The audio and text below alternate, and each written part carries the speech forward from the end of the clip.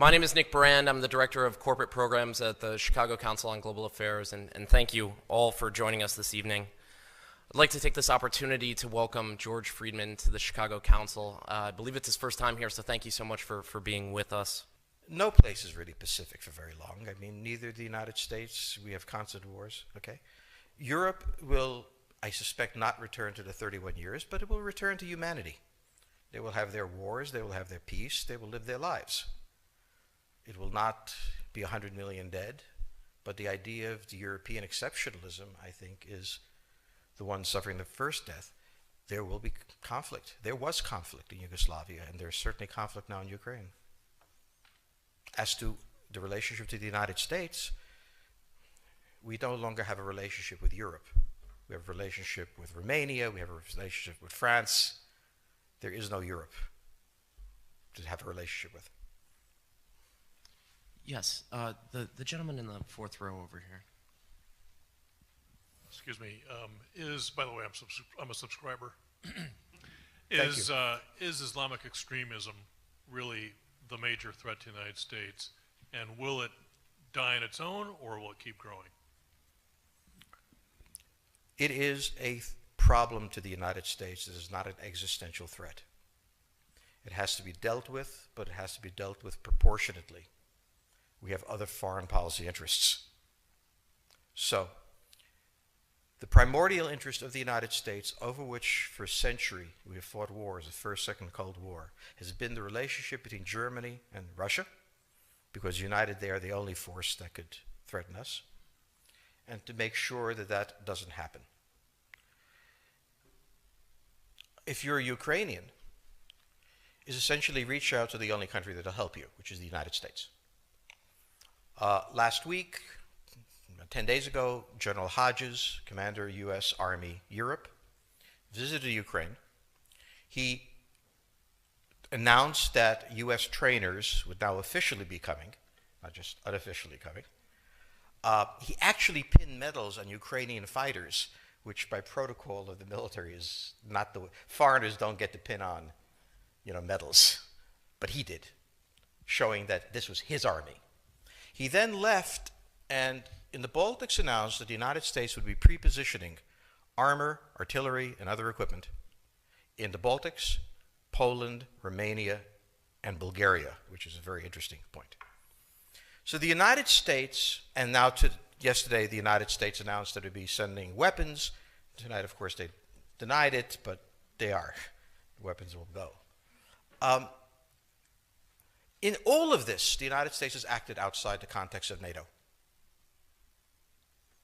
Because NATO has to have a 100% vote. Any one country can veto anything. And the Turks will veto it just for giggles. The point is that the United States is prepared to create a cordon sanitaire around Russia. Russia knows it. Russia believes that the United States intends to break the Russian Federation. I think that, as Peter Lorre put it, we don't want to kill you, we just want to hurt you a little bit. Either way, we are back at the old game. And if you go ask a Pole or a Hungarian or a Romanian, they live in a totally different universe from a German. And they live in a totally different universe from a Spaniard. So there is no commonality in Europe. But if I were a Ukrainian, I would do exactly what they're doing. Try to draw the Americans in. All right, next question, please. The United States has a fundamental interest. It controls all the oceans of the world. No power has ever done that. Because of that, we get to invade people and they don't get to invade us. It's a very nice thing. Maintaining control of the sea and control of space is the foundation of our power. The best way to defeat an enemy fleet is to not let it be built. The way the British managed to make certain that no European power could build a fleet was to make sure the Europeans were at each other's throats. The policy that I would recommend is the one that Ronald Reagan adopted toward Iran and Iraq. He funded both sides so they would fight each other and not fight us. This was cynical. It was certainly not moral. It worked. And this is the point. The United States cannot occupy Eurasia. The moment the first boot sets the ground, the demographic differential is we are totally outnumbered. We can defeat an army. We cannot occupy Iraq. The idea that 130,000 men would occupy a country of 25 million, well, the ratio in New York of cops to citizens was greater than we had deployed in Iraq. So we don't have the ability to go across, but we do have the ability to first support various contending powers so they concentrate in themselves with political support, some economic support, military support, advisors, and in extremis do what we did in Japan, in Vietnam, in Iraq, and in Afghanistan, spoiling attacks. The spoiling attack is not intended to defeat the enemy. It's intended to throw him off balance. What we did in each of these wars, in Afghanistan, for example, is we threw Al-Qaeda off balance. The problem we have, since we're young and stupid, is that having thrown them off balance, instead of saying, okay, job well done, let's go home, we said, well, that was easy. Why don't we build a democracy here? This was the moment of dementia that came in. The answer, therefore, is the United States cannot constantly be intervening throughout Eurasia. It must be selectively intervening and very rarely. That is the extreme moment. We cannot, as the first step, send American troops. And when we send American troops, we have to clearly understand what the mission is, limit it to that, and not develop all sorts of psychotic fantasies. So hopefully we've learned that this time. It takes a while for kids to learn lessons. But I think you're absolutely right. We cannot, as an empire, do that. Britain didn't occupy India. It took various Indian states and turned them against each other and provided some British officers for an Indian army. The Romans did not send vast armies out there. It placed kings like, various kings it created under the emperor, and those kings were responsible for maintaining the peace. Pontius Pilate was an example. So empires that are directly governed by the empire, like the Nazi Empire, fail. No one has that much power. You have to have a level of cleverness. However, our problem is not yet that. It is actually admitting that we have an empire. So we haven't even gotten to that point where we don't think we can kind of go home and it'll be over and done. And so we're not even ready for chapter 3 of the book. Next question, please. Yes, the gentleman right here in the fourth row.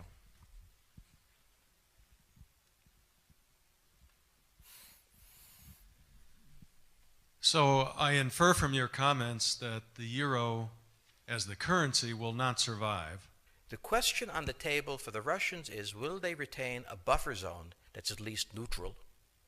Or will the West penetrate so far into Ukraine that they're 70 miles away from Stalingrad and 300 miles away from Moscow?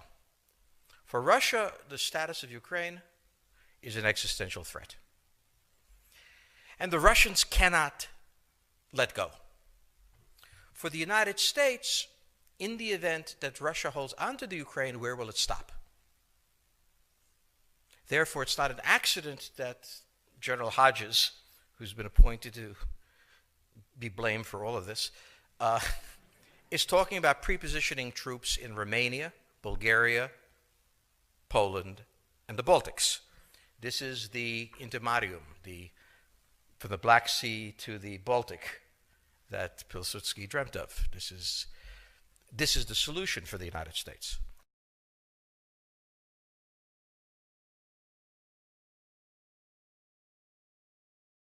The issue to which we don't have the answer is, what will Germany do?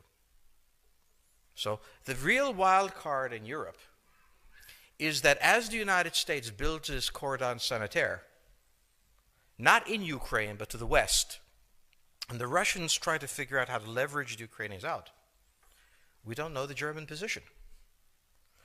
Germany is in a very peculiar position. Its former Chancellor Gerhard Schroeder is on the board of Gazprom. They have a very complex relationship to the Russians. The Germans themselves don't know what to do. They must export. The Russians can't take up the export. On the other hand, if they lose the free trade zone, they need to build something different. For the United States, the primordial fear is Russian capital, Russian technology,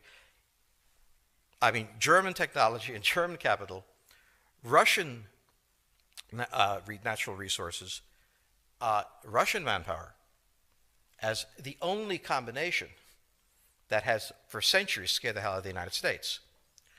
So how does this play out? Well, the U.S. has already put its cards on the table. It is the line from the Baltics to the Black Sea.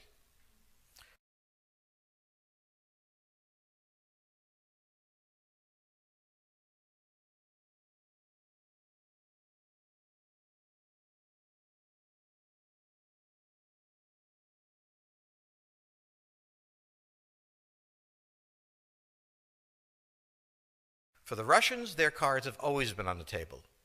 They must have at least a neutral Ukraine, not a pro-Western Ukraine. Belarus is another question. Now, whoever can tell me what the Germans are going to do is going to tell me about the next 20 years of history. But unfortunately, the Germans haven't made up their mind. And this is the problem of Germany always. Enormously economically powerful, geopolitically very fragile, and never quite knowing how to reconcile the two. Ever since 1871, this has been the German question, the question of Europe. Think about the German question, because now it's coming up again. That's the next question that we have to address. And we don't know how to address it. We don't know what they're going to do. And unfortunately, that's all we have time for this evening.